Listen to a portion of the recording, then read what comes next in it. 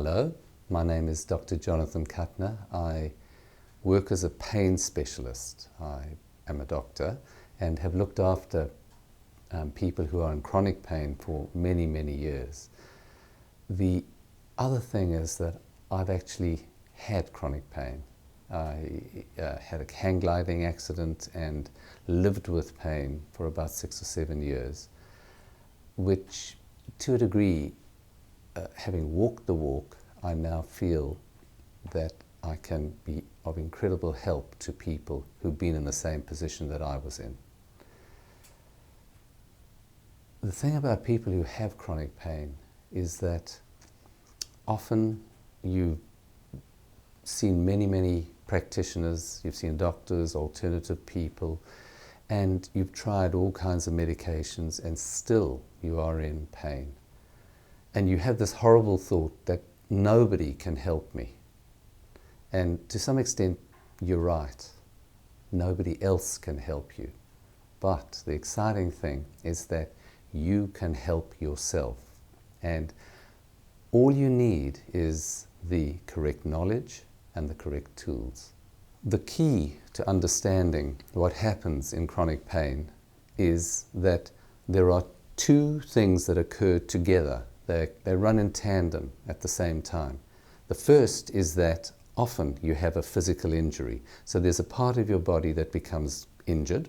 It could be most commonly your back, but of course it could be your shoulder, your neck, some other part of you, your leg, and that part becomes injured. As that injury occurs, the messages from the injured part are picked up by your pain system. And when the first message reaches your brain that says, I'm injured, your brain immediately turns on a little amplifier in that pain pathway so that you can literally keep an eye on it. And that is called sensitization. So the first moment of sensitization is completely appropriate. It is a way for you to monitor more carefully what's happened in the injured part.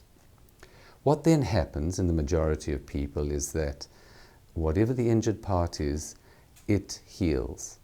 It could be fractured, it could be torn, any number of things could have happened to it which are potentially incredibly damaging, but your body has this amazing ability to heal. So normally what would happen is that as the part starts to heal, the sensitization of your pain system starts to turn down.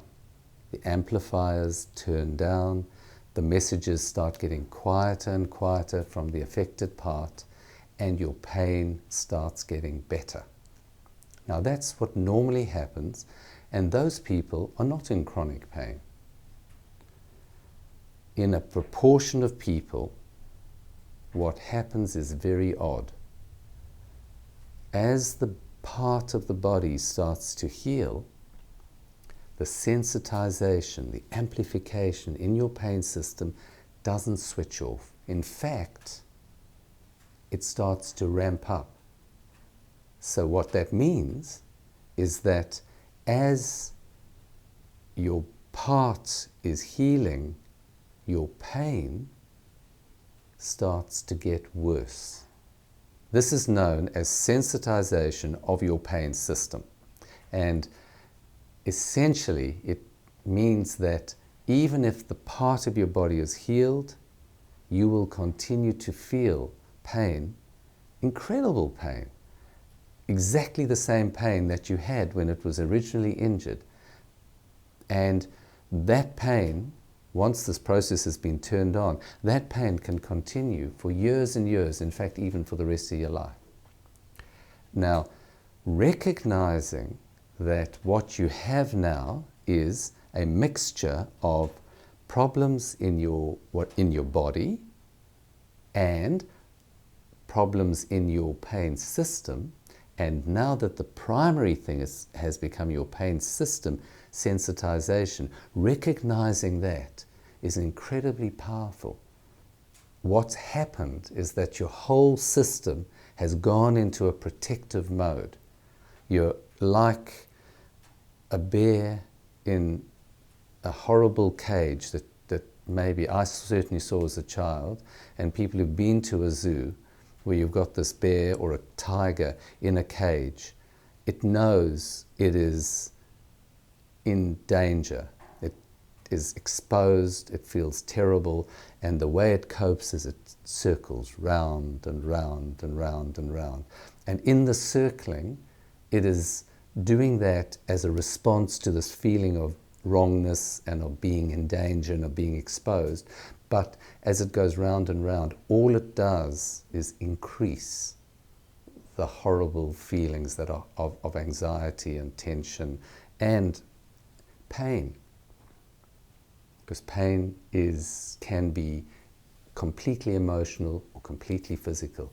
So this poor animal is going round and round stuck in this mode, in a feedback loop. The same thing happens in your body and in your mind. You get caught in this painful spiral or cycle where things feed on each other. The important thing here is that just looking at your MRI is not a predictor of where the damage is. Because if you take a group of people who've been, say, injured their back, and you look at everybody's injury in the beginning, and then you follow them over a period of time, there are a good proportion where their pain will go, and the other proportion where their pain doesn't go. If you look at all the MRIs, they all look the same.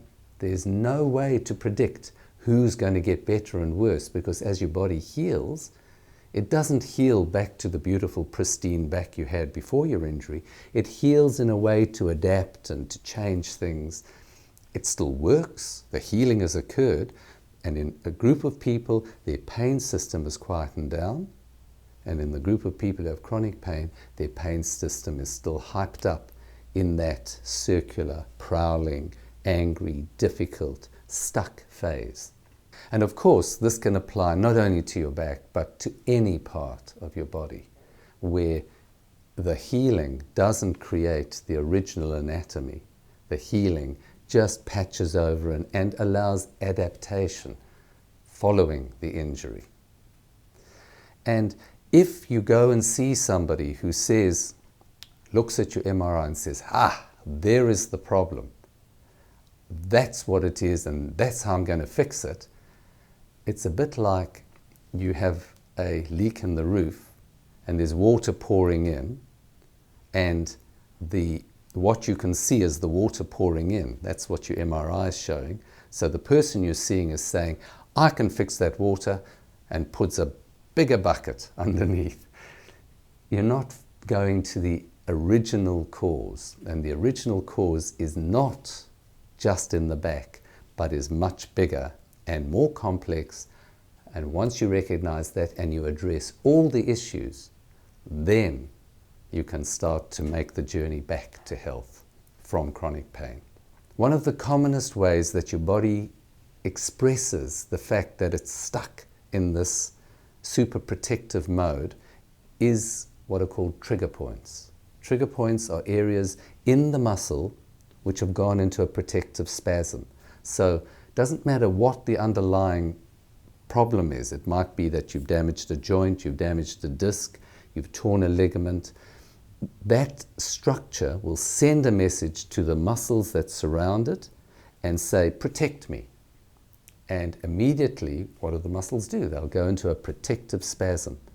Now, normally, again, if your system's working properly, you'll feel pain and tension, and then whatever the structure is settles and the message goes to the muscle to say, relax, it's okay.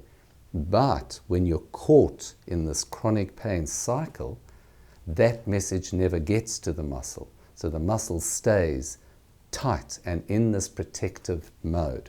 And it's no longer protecting you. The muscle becomes a big part of the pain problem. So trigger points, in some ways, you can see as an expression of the underlying process. And because of that, in a way, it's how your body expresses to you that you're stuck in a protective mode. And therefore, once you see it in this way, the other fantastic thing is that trigger points become one of the first ways in which you can actually enter into this system and start to unravel it. And the reason for this is that trigger points are right there. They're obvious, you can feel them, you can find them, you can actually treat them in a way that's incredibly non-threatening to you and your pain system. And once you have that in, and you can learn to do it for yourself, treating the trigger points is, firstly, you can feel them, you can find them, you can focus in on them, and you can treat them in a way that is completely non-threatening to your pain system and to yourself. And once you start doing that, that becomes the most important first step to the journey of escaping from the trap of chronic pain. So if trigger points, sometimes is the case, if trigger points are the primary problem, basically what you have is you've just set off a number of trigger points. If you treat those trigger points, the whole problem will settle. Everything will go away. However, for people who have a bigger chronic pain problem, more complex, then the thing that they usually find is if they do learn how to treat trigger points, their main complaint is, but hang on, I treat them and they come back. And the reason they come back is that you're only treating part of the problem. So the point of where I'm coming from is that it's a fantastic first step for people with complex pain, and it's really effective, and it will be really helpful. But to stop the triggers from coming back, you need to look bigger, and you need to look at the other factors. And if you look at those other factors and you look at them effectively, then what will happen is that the triggers will come back less and less until eventually everything settles. It's most exciting. It's a journey that I've had, and it's a journey that I'd love to share with you. Please let me know if you found this video interesting or useful, or if you have some challenging points to make. Just leave a comment underneath the video. I'd welcome any comments. If you found it useful, if you found it challenging, if you want to challenge me. Look, what I want to do is start a conversation, and this is the first of a number of videos.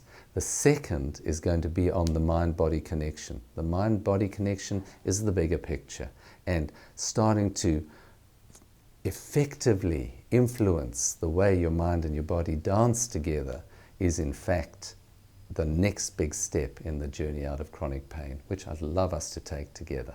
Thank you.